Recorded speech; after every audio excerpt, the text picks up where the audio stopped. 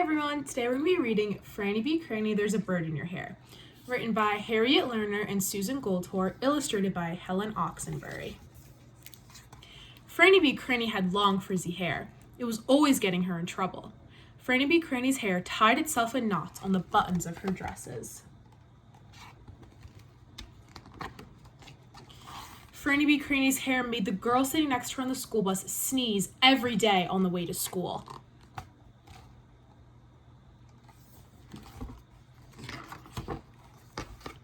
Franny B. Kranny's hair even got stuck in the refrigerator door. But Franny B. Kranny loved her long frizzy hair. The longer and frizzier it got, the more she liked it. Franny B. Kranny thought her long frizzy hair was beautiful.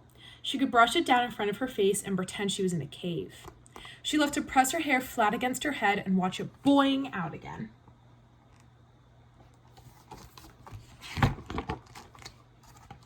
Franny B. Kranny's mother was very tired of untangling all this long, frizzy hair. "Wouldn't you like nice, neat, short, pretty hair like your sister Bertha's?" she asked. "No," said Franny B. Kranny. "I think you would look so pretty with short hair," said Franny B. Kranny's father.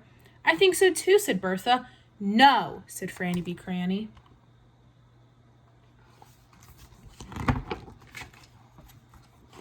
One day, Franny B. Kranny's parents announced that there was going to be a big family reunion. All the relatives would be coming. "And," said Franny B. Kranny's mother, "the day before the party, you are both going to the hairdresser." "I'm going to get my hair curled," said Bertha proudly. "Not me," said Franny B. Kranny. "I don't want anyone touching my hair." "We'll see," said Franny B. Kranny's mother.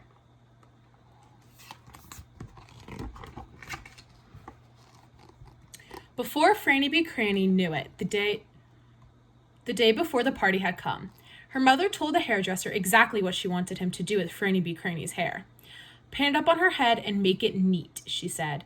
"You have very interesting hair, young lady," the hairdresser said politely. He had never seen anything like it before. Franny B. Kranny didn't like him one bit. She closed her eyes, shut her mouth, and crossed her arms. She didn't say one word to him the whole time he was working on her hair.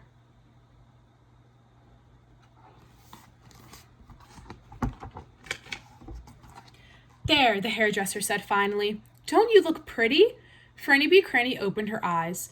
Her long, frizzy hair was piled on top of her head in a giant heap. "Very nice," said her mother.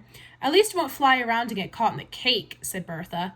Franny B. Kranny didn't say anything. She just stared into the mirror, thinking about the best way to undo her new hairdo.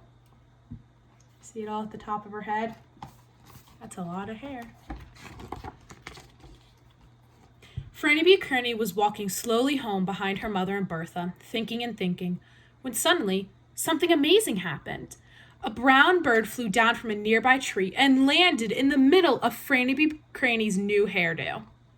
Her mother screamed and Bertha jumped up and down, but the bird would not budge. It just snuggled deeper into the pile of frizzy hair on the top of Franny B. Kranny's head. "Don't scare it away," said Franny B. Kranny. "I want it there."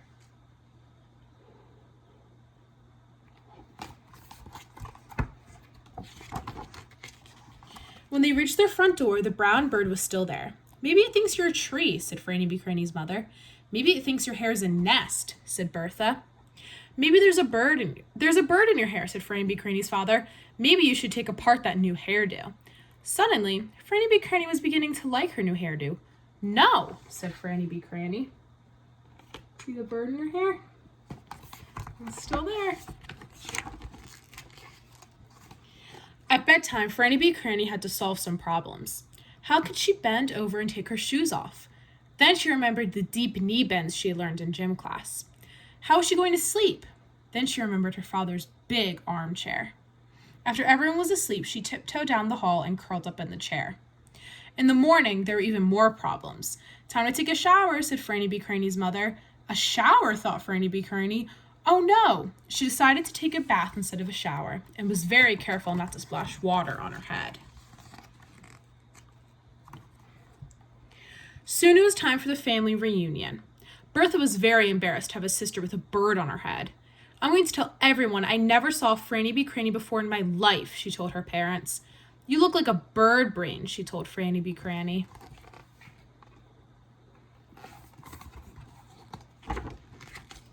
But Franny B. Kranny thought she looked beautiful, and she marched proudly into the party with the brown bird perched on the very top of her head.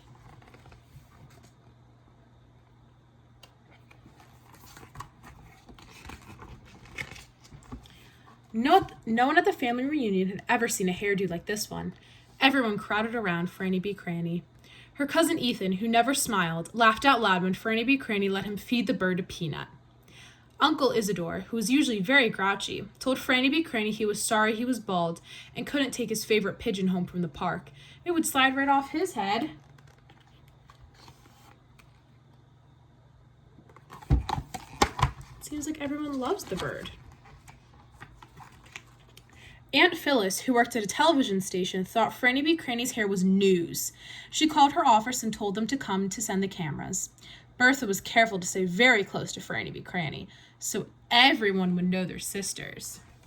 So now she wants to be sisters with Franny B. Kranny. I wonder why. The day after the party, Bertha said, "I am so glad you didn't cut your hair. It's awesome." "That's what you think," said Franny B. Kranny. "I'm getting it cut tomorrow." "Oh no," cried her mother. "You can't do that." "Oh yes," said Franny B. Kranny. "I can." "Why now?" asked her father.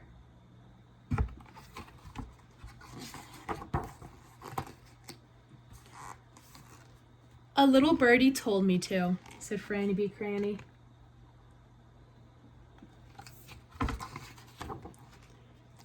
The end. On the very last page, you see the bird made a nest with all Franny B. Kranny's hair. Hope you guys liked it.